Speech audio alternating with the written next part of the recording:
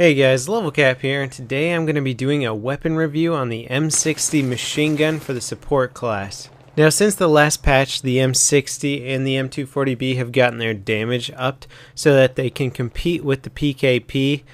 So they're now doing 34 maximum damage and 22 minimum damage. So this means that it's a 3-shot kill in close quarters if you don't get a headshot with the M60, which is good considering its rate of fire is only 580 rounds per minute. Now, although the rate of fire is less than the PKP, which shoots at 600 rounds per minute, it's not a very big difference between 580.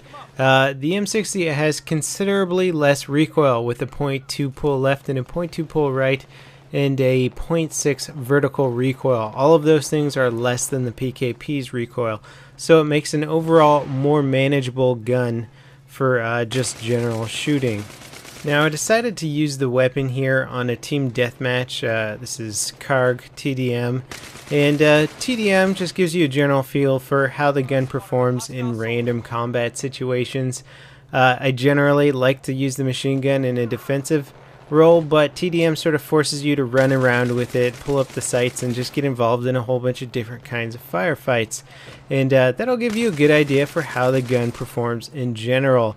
And I gotta say, I think the M60, along with a lot of other slow rate of fire weapons, suffer a lot more from the suppression effect than other guns.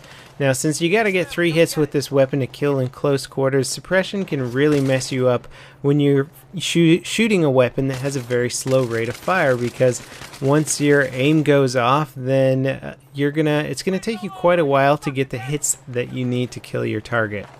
Now, the problem with the support class is that it's outgunned by the assault class easily, and it's even outgunned by the engineer class as well. And an MP7 from Recon, I was getting gunned down by one-on-one fights with MP7 guys all the time using the M60. One of the benefits of this weapon is that it suppresses considerably more than any other gun, so you can throw off your target's aim from the get-go, assuming they don't kill you right away, which is definitely not a guarantee, because the accuracy in general and the rate of fire is not going to drop people incredibly fast. Now, currently I'm using this with the extended mag. I was using a flash suppressor at first to try and tame some of the vertical recoil, but I found it not to be that intense and that hard to manage. In fact, the gun's accuracy just isn't good enough to really want to tame the recoil, because even if you are shooting directly on target, you're going to notice a lot of your bullets are missing, and that's just because the base accuracy of this weapon is not that great. Now, one thing that affects this gun probably more than others is your stance. If you go prone with this weapon, it's going to be considerably more accurate. I'm not even talking about bipods.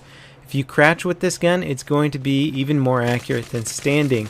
So that's something to take into account, and it's something hard to get used to, especially when a lot of the other weapons don't require this as much. You can get used to run and gun gameplay with the assault and then switch over to support and have a much tougher time with it.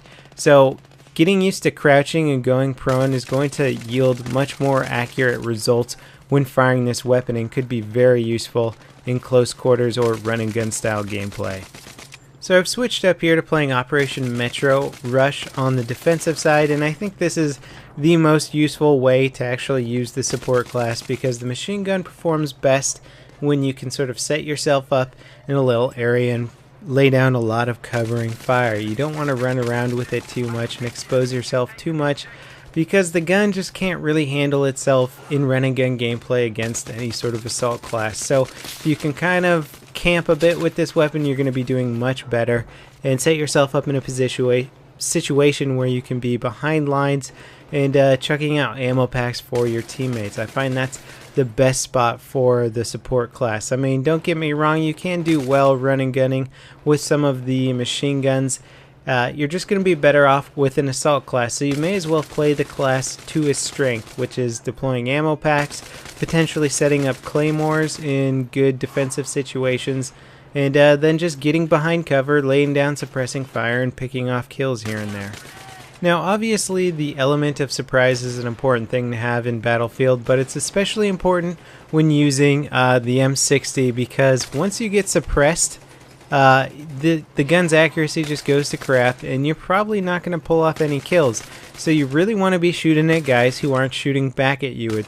That's another good reason why to sort of hold up in a little area, get some cover, and pop up when you think guys aren't expecting you. You're going to be the most effective with this weapon when you're not suppressed. And I know that sounds kind of like common sense, but when you're running and gunning, say with an M16E4, sure, suppression hurts you a lot, but in close quarter gameplay, I can still drop people pretty fast even when I'm suppressed. It hurts, but it's not a game breaker, and unfortunately, it's a bit of a game breaker for the M60.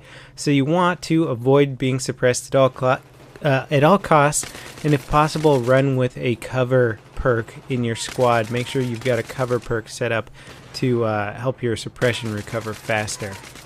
Now, you're welcome to try out something like a suppressor or flash suppressor with this weapon if you're having trouble controlling the vertical recoil. But I will say running with the extended magazines is really great for any machine gun. You just have a lot more power, and it really gives you a lot more flexibility, because once you have to reload with your gun, that's going to be a 7.2 second reload time with the M60. And that's going to take you out of the action for quite a while, and you better be held up somewhere. Otherwise, guys are just going to sneak up and catch you mid-reload. So 7.2 seconds is kind of brutal, but putting 200 rounds in this thing with extended mags allows you to kill quite a few people before you need to reload. In fact, if you're reloading with this gun, chances are you're having a pretty good round. Now, as for deciding between foregrip and bipod, I would say go with bipod. Not that I really use it very much, but foregrip is not going to help you with this weapon. The side-to-side recoil is very low at a 0.2 left and a 0.2 right, and that's what foregrip helps with, is side-to-side recoil, controlling that. And it gives you a negative accuracy bonus, and since this gun already has such a bad base accuracy, you don't want to slap a foregrip on there, making it that much worse. So go ahead and put a bipod on there, even if you're not going to use it. Chances are you might run into a situation where bipod is the perfect thing. So that's it for my M60 review. I'd say give it a try. If you're playing a defensive role on a rush map, you might actually have a pretty good time using this gun. And please rate the video up if you enjoyed it, and I'll see you guys next time. This is LevelCap, signing off.